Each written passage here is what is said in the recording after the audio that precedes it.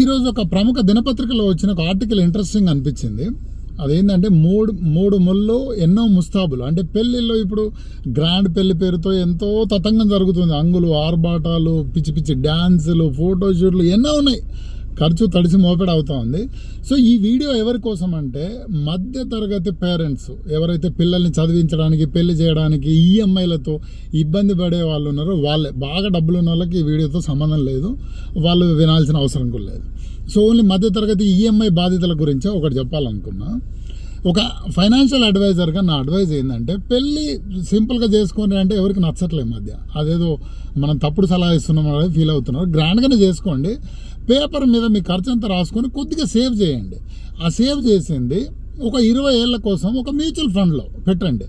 ఎందుకు 20 ఏళ్ళు అంటున్నా అంటే, మీ పిల్లలు ఎవరైతే పెళ్లి చేస్తున్నారో వాళ్ళకు వాళ్ళకు 15-16 ఇయర్స్ ఏజ్లో ఉంటారు. అంటే చదువుకో దేనికో ఒక ఖర్చులు అనేవి పెద్ద ఖర్చులు స్టార్ట్ అయ్యే వయసు కాబట్టి అప్పటికి చేతికి అందుతుంది. సో ఎంతైతే ఇప్పుడు నేను మీకు సింపుల్ లెక్క చెప్తా. ఒక 10 లక్షల రూపాయలు మీరు సేవ్ చేశారనుకోండి, పెళ్లిలో కొంచెం ఖర్చు తగ్గించుకొని ఒక 10 లక్షలు సేవ్ చేశారు.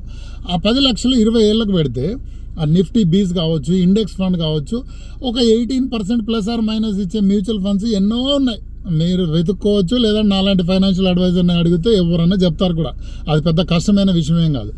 20 ఏళ్ళకి పెడితే 18%తో ఇన్వెస్ట్ చేస్తే 10 లక్షలు 3 కోట్లు అవుతాయి 20 ఏళ్ళలో. అదే అబ్బాయి 18 ఎక్కడ వస్తుంది, మార్కెట్ బాగుంటుందా లేదా, సరే 16 వస్తుంది, 2 కోట్లు అవుతాయి.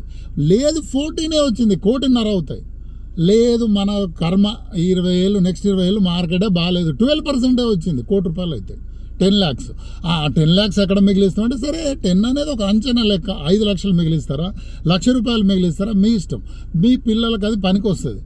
ఎందుకంటే మీరు పెళ్ళిలో చేసే చాలా ఖర్చు, మీరు అనుకుంటారు ఇంత చేస్తే మా గురించి గ్రేట్ అనుకుంటారు. ఆ పెళ్లి మండపం దాటిన తర్వాత వంకలు వెతుకుతారు. కూరలు టేస్ట్ బాగాలేదనో, మందు బ్రాండ్ సరిగ్గా లేదనో, మీ డాన్సులు అంతా పిచ్చి పిచ్చిగా ఉన్నాయనో, చీరలు బాగాలేవనో, నగలు బాగాలేవో బయటకు వెళ్ళినాక తిట్టుకుంటారు మీరు. అది మీకు చెప్పరు మొహం మీద. ఎందుకంటే మీరు కూడా వేరే వాళ్ళ పెళ్ళికి పోతే అలాగే చేస్తారు కాబట్టి. సో కాస్త తగ్గించుకోండి, పిల్లల ఫ్యూచర్ సెక్యూర్ చేయండి. ఎనీ మ్యూచువల్ ఫండ్స్, మంచి మ్యూచువల్ ఫండ్స్లో ఒక 20 years ఇన్వెస్ట్ చేయండి. మీ పిల్లలు ఆ 20 years తర్వాత మీకు థ్యాంక్స్ చెప్తారు.